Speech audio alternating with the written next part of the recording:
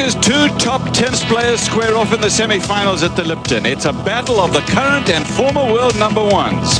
Pete Sampras has dominated the men's game this year, losing only 2 matches and winning 3 tournaments.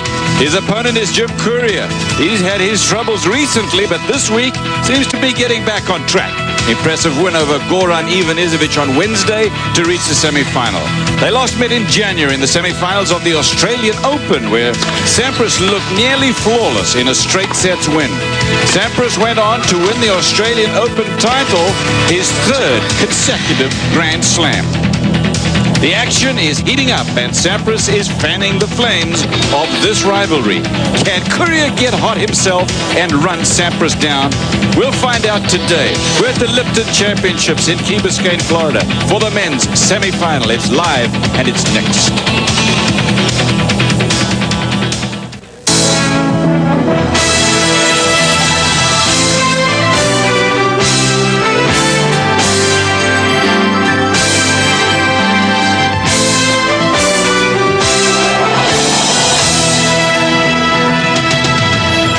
County with Miami as its center is becoming the gateway to Latin America and the Caribbean. Tourism, of course, is still the most lucrative industry, and there's a good reason for it. Great weather down here.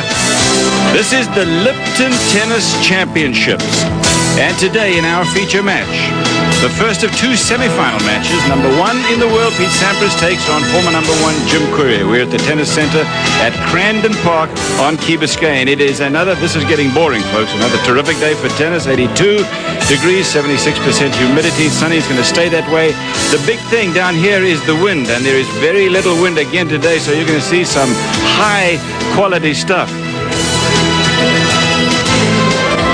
Stadium court action, and you can see Jim Courier taking the court now, followed by number 1 in the world, Pete Sampras, who is in such terrific form. He has won, as we've already said, 3 tournaments this year. He is looking nothing other than what he is, which is the very best player in the world.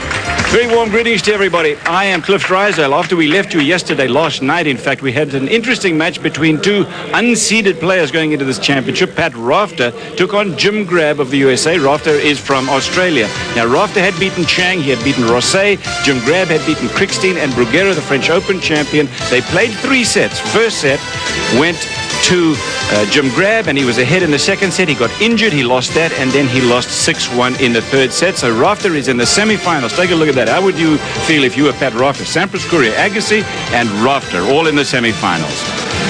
Well, in this match between Sampras and Courier, let me ask you, Mary Carrillo, how things are going to turn out in view of the fact that for Pete, they've played so many times. And since they were kids. Yeah, and they know each other so well. The head-to-head doesn't look good for the number 5 in the world. No, it doesn't. Jim Courier has lost, in fact, an awful lot. 9 of the times they've played. Courier has won twice.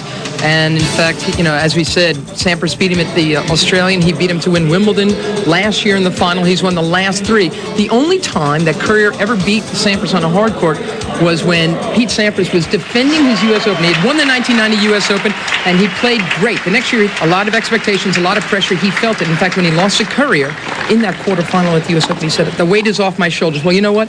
He loves being number 1 now. He knows that he is the most complete player in tennis. He doesn't feel that anymore. He has a game that matches up great against Courier, and he's got more firepower. So it'll be a tough one for Jim to win. Kind of walking around in the men's group like Steffi Graf is in the women's to some extent. What about the dynamics of this match, Fred? It is impossible to call Jim Courier a defensive player because he's not. But when he plays against Pete Sampras, he's the more defensive of the 2. Well, he is trying to return serve, Cliff, but Courier offensively off the ground, I probably think he hits it as hard as anybody, and that's what he's got to rely on today. So let's take you through what we think is going to happen. We think it's going to be the serve of Pete Sampras, and he gets that serve in. Now, Jim Courier has to rely on this stroke, the returner serve. And if he returns serve well today, he has a chance. But then he has to look at the Sampras volley. And technically, that's a pretty good one. And if he is to do any more, then it has to be the Courier ground stroke, that passing shot. So you're going to find that Jim Courier is going to be trying to get that returner serve back and then win off his second shot, which is the passing shot. I just think that Pete Sampras is just playing so well. He's so confident. Jim Courier is struggling a little bit. I've got to go along with another Sampras victory. Not difficult match to call in the sense, Fred, that as you say, we all know what Sampras is going to do. I'm not putting my neck out, am I? No. No, I don't blame you for that, because Sampras has been so good, as we said, this year, and he has really dominated men's tennis. Well, let's take a look. They are warming up, final stages of their warm-up. This is the big serve of Pete Sampras, as they are about 1 minute and a half away from first ball in the air. Best of 3 sets throughout this championship. Pete Sampras is 22 years old, Washington, D.C.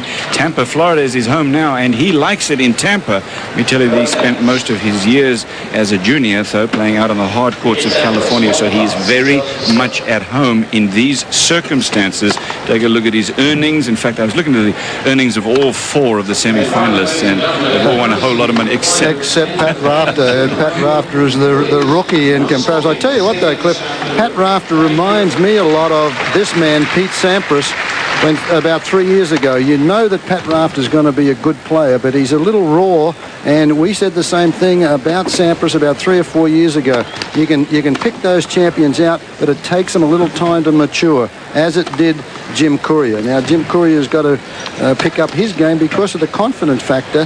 He's missing a little bit in that department. He's played well this tournament, and of course, he's going to go in giving himself a big chance here, but over the last 4 or 5 meetings, it hasn't been good for him. he was ranked number 1 last year at the Lipton. He is currently ranked number 5, so that, in those terms, I suppose is a precipitous drop. But as you have said during the tournament, Fred, you cannot write him off. It's just stupid. I mean, in the days that you used to play, he would play okay, you know, and then you'd come back, and that may well happen to Courier, Jeff Tarango in the first round, and then Cherkasov, then Jan Simmering. But he had a good one over Goran Ivanisevic, 6-3 and 7-5. So that's how Jim Courier got to where he is now against Pete Sampras.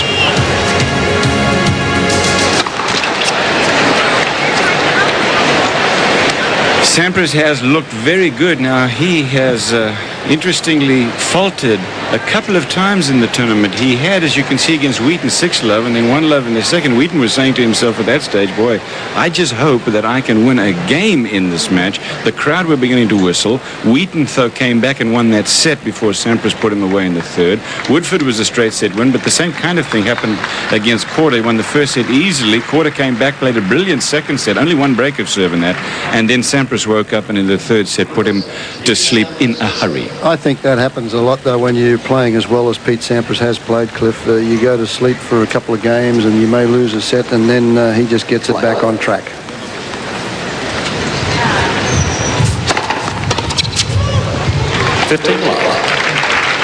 I was talking to Heinz Gundhardt in the locker room just before we came up here. We were talking about Steffi Graf, and he said that's her problem. The only thing is that her only problem is that she may get too bored.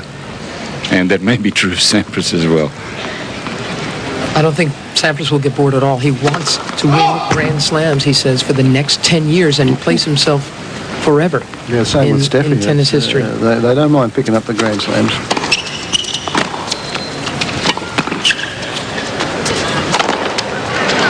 Thirty loves Sampras. 30 love. It's actually nice to see Courier do that just now. The second game of the match, and he's already showing that he's a little loose. You know, this guy has been so tense, I feel, in the last couple of months. It's nice to see that this is his attitude today. He has got to be loose, and he's got to go for his shots. That's a good indication of Courier's mindset. The biggest problem he has had, there's so many problems to have when you face Sampras, is Sampras mixes up his service game so well against Courier. He can do it against anyone, but especially against Jim. That's a pretty tough serve, though. The opening service game of the match, and that serve was struck at 120 miles an hour, and he hasn't even warmed up.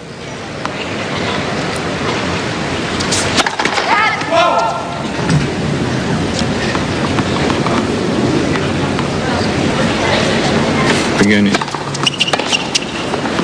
Game Sampras. First game. Pete Sampras easily holds on, 1-0 in the first set.